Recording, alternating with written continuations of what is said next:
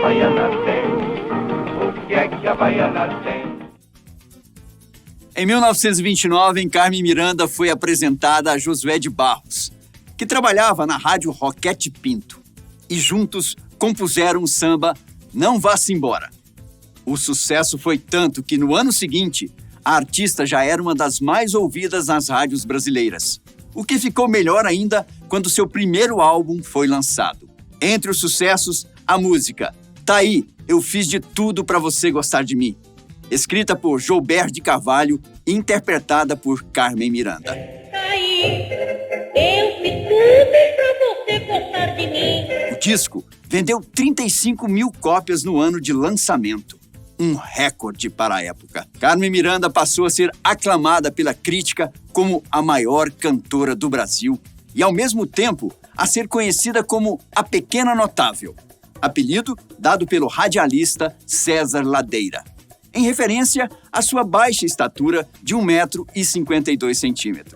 No mesmo ano, ela já estava fazendo sua primeira turnê internacional em Buenos Aires, na Argentina.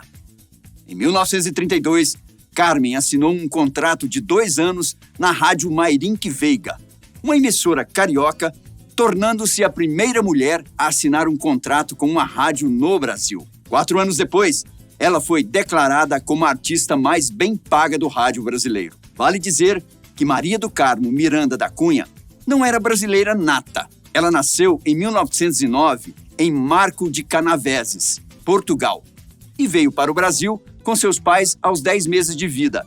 E aqui ela foi naturalizada. Seus primeiros sucessos surgiram quando ela tinha 20 anos de idade. O crescente sucesso da cantora na indústria fonográfica garantiu seu lugar nos primeiros filmes sonoros lançados nos anos 30. Carmen Miranda participou de 5 musicais carnavalescos lançados naquela época: Alô, Alô Brasil, de 1935, e Alô, Alô Carnaval, de 1936. Em 1939, ela apareceu pela primeira vez caracterizada de baiana, personagem que a lançou internacionalmente no filme Banana da Terra, dirigido por Rui Costa. No musical, havia clássicos como O que é que a Baiana tem, de Dorival Caymmi. No filme, foi a primeira vez que ela surgiu caracterizada com trajes semelhantes aos das baianas, mas de forma personalizada, carregando vários adereços e brilhos, além do icônico chapéu com frutas tropicais. Ainda naquele final da década de 30, Carmen foi bastante criticada no Brasil por um grupo de pessoas que a consideravam pouco autêntica, além de ser uma figura paternalista, algo que ela mesma não conseguia ver em si. Muito pelo contrário, uma vez que ela dava alfinetadas sutis no sistema conservador e racista em seus shows. Naquela década, ainda durante o governo de Getúlio Vargas, o país buscava, na eugenia, uma forma de melhorar seus status frente a outros países, principalmente europeus. Para quem não sabe biologia, a eugenia é uma teoria que busca produzir uma seleção nas coletividades humanas, baseada em leis genéticas. Em outras palavras, o governo Vargas queria simplesmente se desfazer dos negros descendentes de escravos e tornar a capital brasileira, que naquela época era o Rio de Janeiro, uma cidade de brancos. Vargas viu em Carmen Miranda a melhor representação de tudo o que ele queria. Uma mulher branca, de origem europeia, mas que conhecia e interpretava tão bem o samba e que poderia ser a face do Brasil no exterior. Os meios de comunicação que respondiam diretamente às vontades do governo, evidentemente colaboraram para que Carmen alcançasse o sucesso com mais facilidade, dadas as proibições e limitações encontradas pelas mulheres da época, em todos os setores, especialmente aqueles que as tornavam figuras públicas. Em 1939, enquanto se apresentava no antigo cassino da Urca, ela foi vista e aplaudida por um homem chamado Lee Schubert, um empresário da Broadway na época. Ele ficou encantado com a voz e a naturalidade da artista, apresentando um convite para ela se apresentar nos Estados Unidos. Ela já era considerada a maior cantora do Brasil.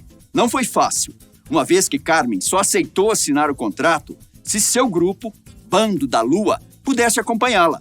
O empresário negou a princípio, mas dizem que a intervenção de Alzira Vargas, filha do então presidente do Brasil, ajudou nessa questão.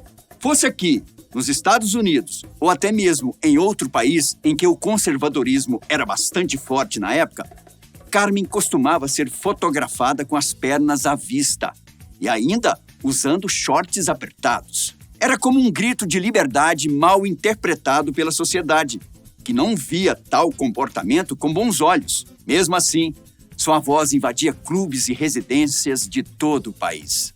As letras das músicas cantadas por Carmen Miranda estão repletas de conotações de duplo sentido. Não por se tratar de Carmen Miranda, mas sim pelo estilo musical, o samba. Devido às suas raízes, costumava retratar o cotidiano dos negros que viviam nos subúrbios cariocas. Um cotidiano nada fácil, em que muitos procuravam se esquecer da lida diária, se afugentando em bares e becos da capital. Então, letras com conotações sexuais, com alusão a drogas, como a cocaína, que fazia muito sucesso entre os cariocas da década de 40, não eram nada incomuns. Aliás, a música Tico Tico no Fubá faz menção à cocaína, que na época era apelidada de fubá mimoso. Eu já fiz tudo para ver se conseguia. Botei ao piti para ver se ele comia. Botei um gato, um espatalinho, um sapão, mas ele acha que fubá é que é boa alimentação. Nos Estados Unidos, a cantora fazia sucesso onde se apresentava com seu estilo baiana exótica. Para os brasileiros, no entanto, aquele visual era mais uma avacalhação com a imagem do nosso país do que simplesmente um adorno artístico. Na visão de muita gente, Carmen Miranda acabava expondo ao mundo uma versão caricata e estereotipada do Brasil. Naqueles anos, os países americanos praticavam a política da boa vizinhança. Portanto, a imagem de Carmen foi explorada à exaustão pelos meios de comunicação da época, rádio e televisão. Diariamente, ela era convidada a participar de alguns programas de rádio e a maioria de seus shows era transmitida pela TV. Carmen Miranda estava em todos os lares e levava consigo uma imagem que os brasileiros não gostavam muito. De volta ao Brasil, em um show apresentado no Cassino da Urca em julho de 1940, Carmen Miranda ouviu, além dos aplausos, muitas vaias e assobios zombeteiros. O fato é que na plateia havia muita gente que a considerava americanizada. E essa gente era justamente os simpatizantes de correntes políticas contrárias à norte-americana. 2 meses depois, ela voltaria para este mesmo palco com a música Resposta. Disseram que voltei americanizada, além de outros sucessos, onde foi amplamente aplaudida. Durante a Segunda Guerra, entre 1941 e 45, a já consagrada Brazilian Bombshell, uma gíria que a definia como uma brasileira muito atraente, estrelou 8 dos 14 filmes que ela fez. Apesar de ter a palavra brasileira em sua alcunha norte-americana, seus papéis normalmente tinham uma identidade latino-americana não definida. Assim sendo, por seus papéis, não dava para saber qual sua verdadeira origem. No entanto, as críticas eram positivas. Sobre o filme Uma Noite no Rio, o New York Times chegou a comentar: sempre que Dom Ameche ou outro dos personagens sai do caminho e deixa que Carmen Miranda fique com a tela, o filme ferve em malícia.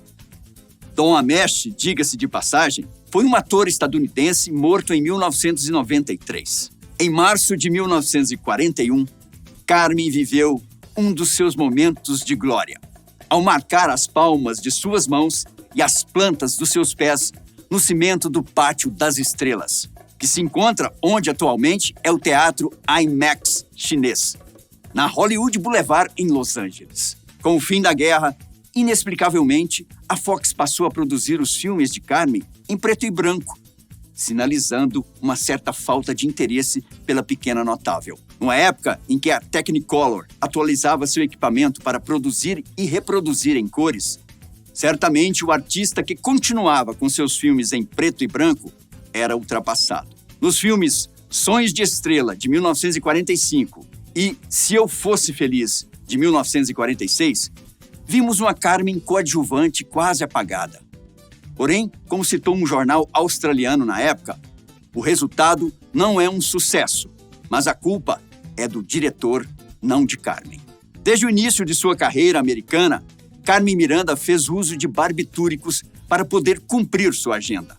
Ela obtinha as drogas com receitas, uma vez que muitos médicos da época não contavam com os efeitos colaterais. Tornou-se dependente de vários outros remédios, tanto estimulantes quanto calmantes. E com o uso cada vez mais frequente, Carmen desenvolveu uma série de sintomas semelhantes aos de drogas ilícitas, sem perceber os efeitos devastadores que foram erroneamente diagnosticados como sinais de cansaço por médicos americanos. Carmen Miranda foi encontrada morta em um corredor de sua casa em Beverly Hills na manhã de 5 de agosto de 1955, ao que tudo indica, vítima de um ataque cardíaco.